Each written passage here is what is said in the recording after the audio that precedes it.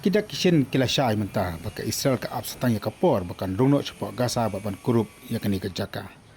Kini kalong haba menin kasni kata hadian lai tayo jong katma Israel persya ya ka Gaza. Ka Israel kala ther ki bom ki bateng e. Ong ki khubor bakari ka jing ther bom ka baklandu dadu berasnang katma. Kapring ki Hamas baka Israel haka nyutarik mata ubnai.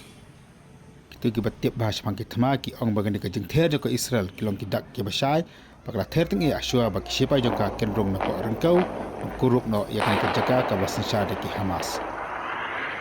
Ani la banyu i ki katukan ngot ki sipai Israel ke basang bandung ki katukan ki benta jong ka kasa bat ki beri ki batip bahas pangki tma ki ong.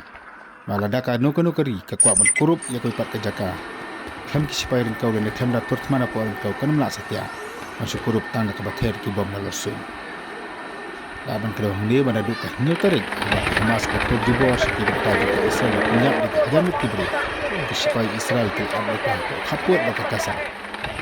Lagi nang absya ke pon nomor kedua arspak mul ini arspak Tamut Kibri ke belasala bora ke leno Hamas.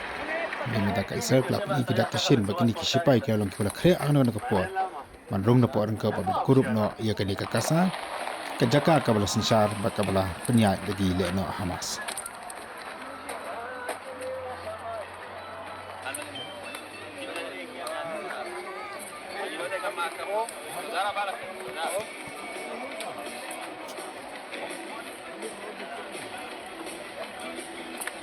Ya que estamos viendo la música, no muy Vietnam.